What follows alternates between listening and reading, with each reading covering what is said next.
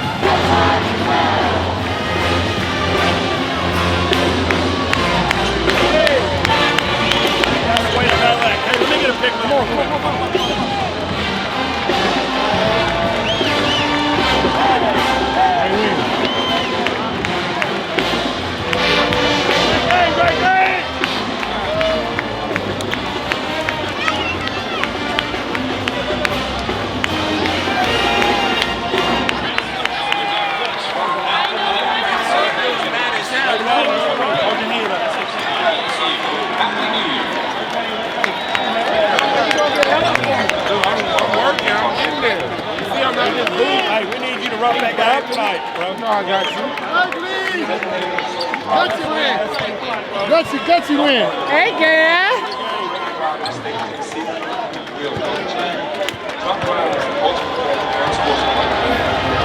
Open statement, and then raise your hand, and I will bring a mic around.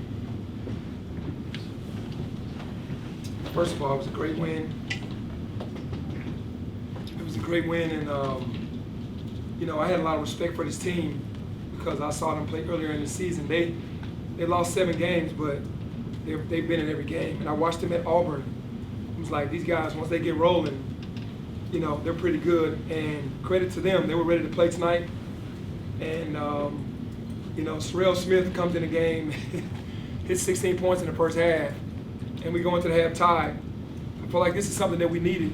It's a blessing in disguise for us, first conference game, to let us know this is what it's going to be. No matter if anybody else around the country respects our conference, I have a ton of respect for it. Penny, last time you talked about raising intensity, when you guys got down 10 points the second time, it seemed like you guys raised your intensity a different level to bring it up and bring it home. Championship intensity when it looked like we were going to lose. Early in the game, you know you can come back from that. But late in the game, can you stay calm enough under the pressure? And I told them, the best players, they stay firm and they stay calm in chaos. Don't panic. And there was plenty enough time for me in my mind for us to still win the game. And we had to do some things. We had to turn the defense up. We had to stop fouling Tyler. We had to take those guys out of the game, and we did. Just seems like think you've seen everything from Kendric Davis, and then he goes out and scores 14 points in the last 6 minutes or whatever it was, and comes up with 3 steals in a 4-minute stretch. And, I mean, just his ability to put the team on his back and get you guys over the hump. It wasn't different, but he was a big part of that closing stretch. Yeah, he's a closer, you know, and that's the blessing of having him on your team. He's been doing this his entire career at SMU, and you always know that he has that type of run in him. You know, I've been kind of holding him back a little bit to try to make him make plays, but when it gets winning time, you got to let him go, and that just shows to me that, you know, once he gets going, I've seen it plenty of times playing against him, that he could get going like this, and it didn't surprise me at all that he did it because he puts the work in. Back here. Penny back here. I know with basketball teams it's all about leadership and keeping the intensity and the team controlled. How is it having more than one leader on the floor, from Alo to Katie and also DeAndre, as you watch them keeping the team controlled and finally getting that final kick to get the win? Yeah, I think it's so important to have 2 point guards on the floor, which I used to do with Tyler and Alo on the floor. Now it's KD and Alo, and they start in the backcourt. And having 2 point guards has helped us tremendously. It's the reason why we have the record that we have, because you have 2 generals out on the floor, and then you add DeAndre to that. And that's 3 guys that really understand time and possession, the moment, and understanding that they've been there before, and then they usually work through all of the adversity. So, and it doesn't hurt that those guys are close, that they're really connected, so that makes it even better. Hey, Penny, back here. What's your take on the perimeter defense, and good job on the rebounds, but what's your take on the perimeter defense? Yeah, it's just sometimes the experience is the best teacher for these guys. They hear us talking, they're well prepared, Right. and they still go into the game, mentally not really ready to play still after all of that. And then you get into a situation where someone gets hot like Sherelle Smith did, and then you have a game. Then they get confidence, and you got to fight and scrap so hard. But I'm so proud that we do have championship defense in our DNA, that we can pull a game like this out, like we did tonight.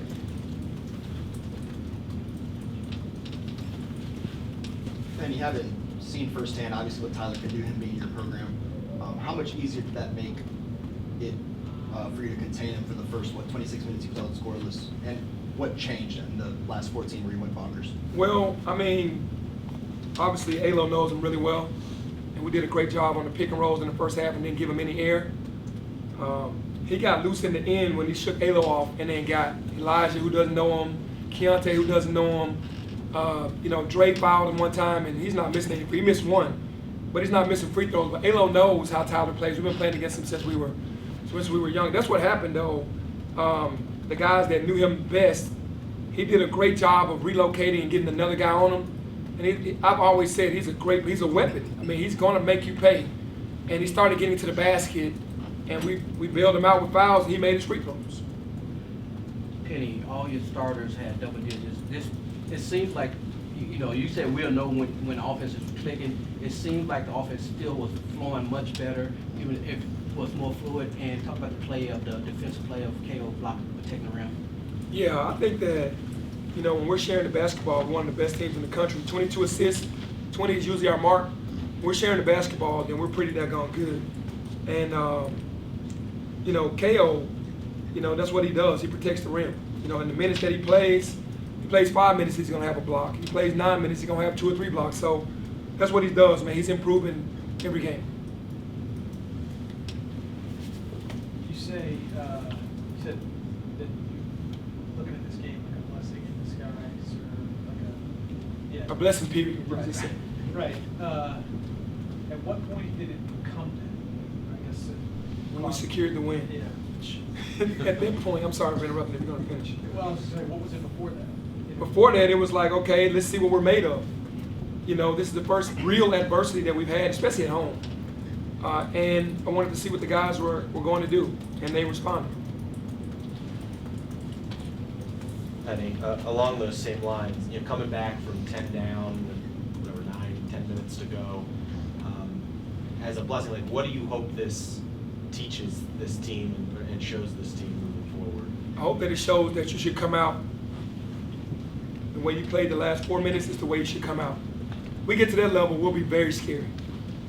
We'll be very scary if we can get to that level. I know it's hard for guys to come out and give that type of intensity and energy from the very beginning of the game because it's unusual for guys to just come in, but that's what we preach every single day. So you can't wait till you get down. And this game is gonna help us as coaches remind them that that's the way we need to start the game. And you touched on it earlier just now, and you talked about it last game, but before it's been the opposite, right? Like your team will come out with high intensity and then it kind of dies down in the second half. What did you and your staff do, like leading up to this week, to kind of get that energy up in the second half? Because y'all's point differential was, I think, by like 6 or 7, down in the second half of the very first. Right. No excuses at all.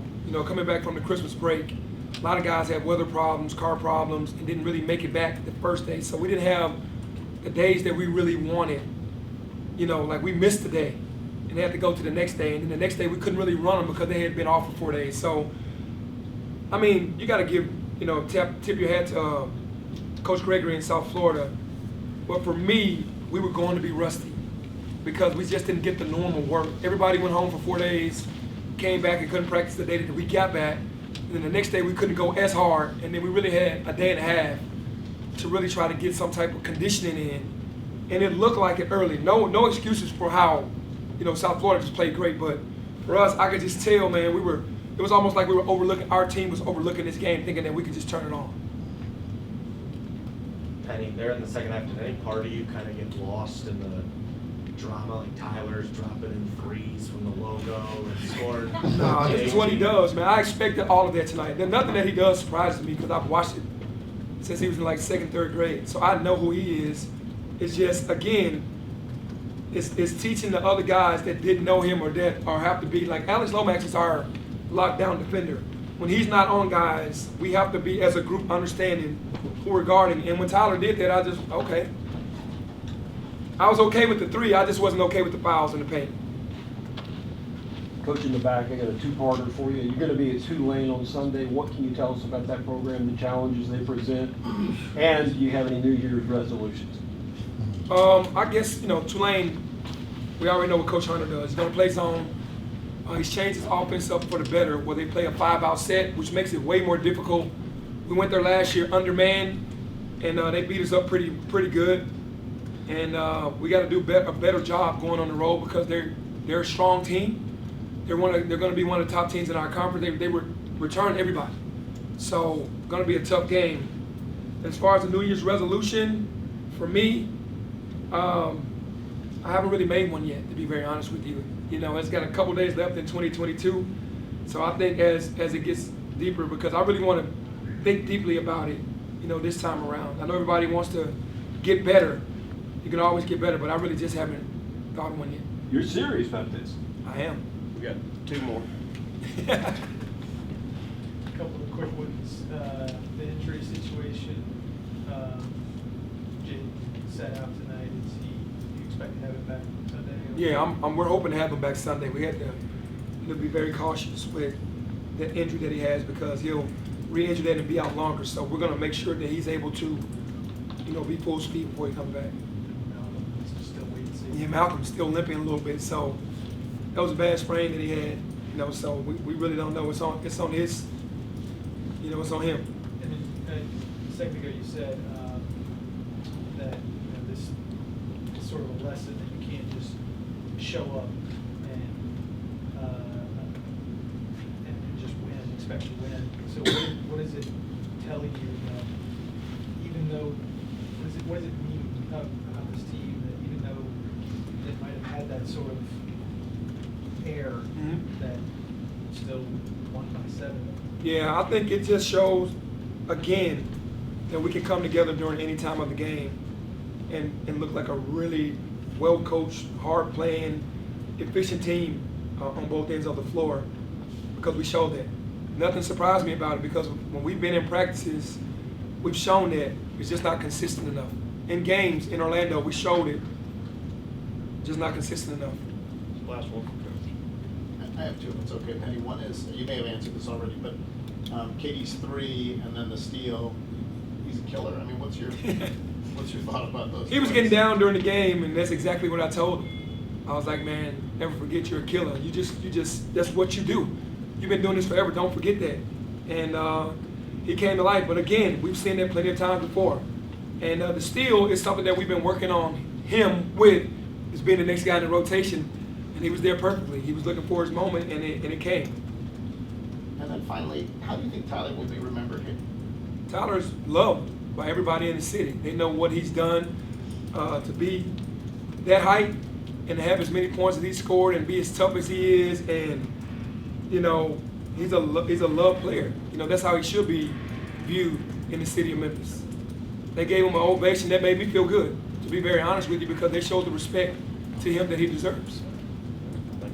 Thanks, Coach. Happy New Year. Thank you. Happy New Year. Stop for Bert. Trying to help, man. Yeah, happy New Year. Hello. First of all, you've been playing against Tyler forever and a day. How was it going against him again, probably for the last time in college? I'm probably gonna see him again in South Florida, but it was, it was the same as always. Me and Tyler, even when people not watching, we had 1,000 of hoop sessions in gyms, private hoop sessions. So, it was almost like the same. I know his game. We know each other game in and out. It was just a lot of hype behind it from everybody else's perspective. You know what I mean? But it was fun out there playing against him. And, you know me, I always want to try to just do my best defensively and win my matchup. So I feel like I did a great job defensively, even though he still got his numbers.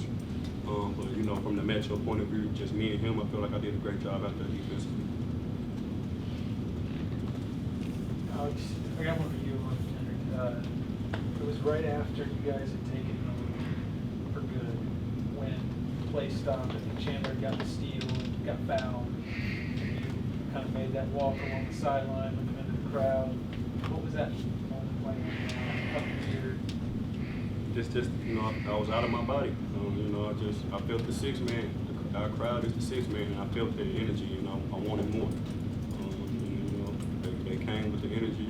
That's Tiger Nation always do, and once they do that, we just make plays happen even more. So there was that out of body experience that you just can't describe. And Katie, Penny just said that he told you at some point during the game, never forget that you're a killer. Do you remember when he told you that? What happened next? I think it was the 5-minute mark right before the media. Just get something in me, most times you don't gotta like it it's in me, but you know, we human and sometimes you need that. And he gave it to me. That's just who I am, and like I play best when I'm like that. Alo tell me that all the time too. Like just be you, man. Just go out there and be a dog. Like be a killer. He tell me that all the time. But I mean, I needed coach, you know, our leader, to give me a little confidence, and he did that. So this is really for either of you guys, but when you guys were down by 10 from the Bulls, was there any part where you guys were like, oh, we like lost the game, or like how did you get rid of being discouraged in that moment? Like for me, my personal standpoint, I feel like if it ain't just out of reach, like 30, 40 points, I feel like we can come back. I feel like I can get hot at any moment. Like I feel like I can go on a 10-0 run myself, so I wasn't really panicking at all. I mean, we knew it was that time, you know. As you see, the urgency picked up, and we got going. Alo got some steals, got a steal. I laid it up, and then hit me in transition for the three, and that kind of, after the crowd got into it, I said we got it, you know. But nah, we didn't never think it was over, like, you know.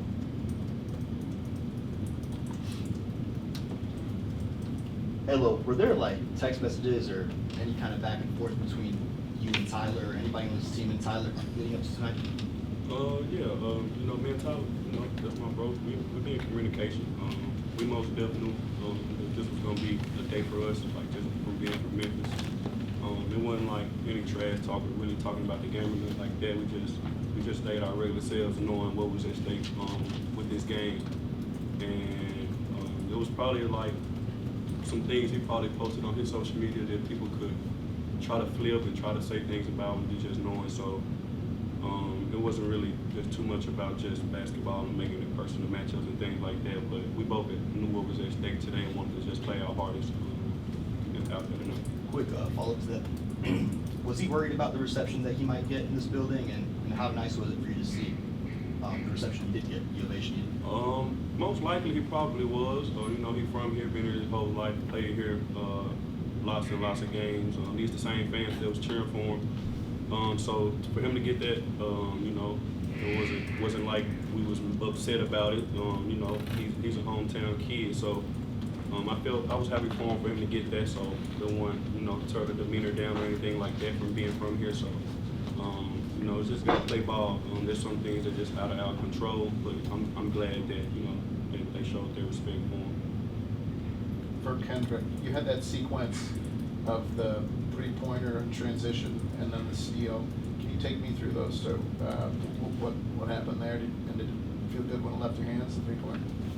Yeah, I wanted to shoot like 3 of them that I passed on. I went to coach like, man, I really want to pull this. And he was like, man, just be a killer. And I was like, I want to shoot this. Like, it was one probably from the Tiger logo I wanted to pull in transition. And he like, shoot it. If you want to, just shoot it. That's the only way we, And like he always tell me, the team goes is me, Alo, and Dre goes. Like, we can talk about points, but when Alo, causing havoc, like our team a different team. When Dre rebounding like a monster, our team a different team. And when I'm just playing the way I play, it's a different team. So I mean, coaches told me to be a killer, and I think it was toward that last stretch where I was like, every time I touch it, I'm finna look to score. It just so happened the ball went in. Don't mean it's gonna go in every time, but it went in tonight. And then the steal? We was down and they got desperate mode, and like I said, a killer means just anything to win, whether it's a steal, charge, assist, just anything. That was one of the ones I needed. Yeah, Kenny, everybody look at you as a great offensive player, but I think today you're back to one of your better defensive games. Not only you got steals and turnovers, you forced stops. So how well have your defense transitioned this year under Penny? The best defense. Coach Jank takes me like, man, if I could have got you to play defense like that, it would have been a whole different team. Yeah, but nah, Coach pushes me, man. He pushes me. Like, it's the most. I mean, and then when you got a guard like Alo, who's, for me, the best defensive guard in the country, like, we can look at the stat. I guarantee you, Tyler probably scored once, not even once on him. He started hunting the switches. Like, I got to go there somebody else because this one ain't going to work. So when you see a guard like that, defending like that, ain't no way I can let him down. But also, like, Penny be on my, I want to say that word, but he be on my butt. Like, he be on my butt every day in practice, even in the locker room after the game. Like, so I mean, I like it though. It challenged me. Alex, and I said no trash talk or anything, but when you go against somebody who knows your game, knows all your tendencies way more than somebody normally does, do you change anything up? Do you compensate at all, or do you just play your normal game? You can't really change yourself. You can't change who you are. You got to be you. Which is just good. You just got to stay in the gym and just get crisp and just make sure that you're on point with what you got. And one thing I can commend Coach Faraji. Coach Faraji Phillips. He's been in the gym with me a lot, and we've been working on my game and just trying to stay crisp. This was my first game back from an injury, so I just wanted, just to try to be on point and just help my team in any ways. And I actually made some plays offensively tonight that people probably don't see on a consistent basis, but I just want to do whatever it takes to win. So just working on my game and staying consistent, and it don't matter if anybody knows me or not. If you're crisp, you can just make something work. Halo, I know this wasn't, as a team, you guys would consider your best game, but I'm curious, the way it played out down the stretch where Tyler goes off for a little while there, and they take this big lead, you guys come back, Kendric, hits these big shots. Did any part of you kind of enjoy the drama of it all as it was unfolding? Yeah, being down 10 after being up for a while and being in control and losing control and just knowing like what's at stake. And, me and Tyler both being from the city, and he's dominating the game from the free throw line and playmaking wise. And it's just like I ain't like that, so I just just had to leave it all out there on the court to try to make something happen. Ultimately, the only thing that matters is winning, and I'm very happy with that. And just the drama part, just seeing it. I almost said we almost made this game just a classic for no reason. With like in Memphis, and just what's at stake, and with the people knowing, and with the expectations. People probably expected us to win by 30 tonight. You know what I mean? So you can't really discredit nobody and overlook them. So the drama was for sure worth it tonight. I feel like Tiger Nation was on their feet and excited. But I commend the coaches for putting us in situations like this 2 days ago, being down 10 with 4 minutes to go in the game. So it wasn't our first time seeing it. So the coaches did a great job of putting us in these situations, and it came out to play today. You have 2 more. And he said this was a blessing to go through a game like this where, you have a lot of ups and downs. Is that how you guys look at it? No, I don't want to go through that. I want to be up 20 with a minute to go every game. Nah, but it's great, like, seeing that, we fight. But, I mean, at St. Louis, we was down, I want to say 10 or 15 and came back and almost won it. We fight. It's like, coach is so hard to the point where, like, you don't have a choice but to, play hard here. Like, he don't give you another option. And we already know, like, there's no ifs, ands, and buts. We're going to play hard. So, I mean, it's great to see that, we can fight back for adversity, but if we would have handled our business and played like that from the get-go, we wouldn't have been in that situation, because he told us we was down 8, and he said, y'all ass gonna start playing hard when y'all down 10, and we did. I mean, we can't let it get like that, but it was good that we came out on top, and our fans came, showed love. Alo back here.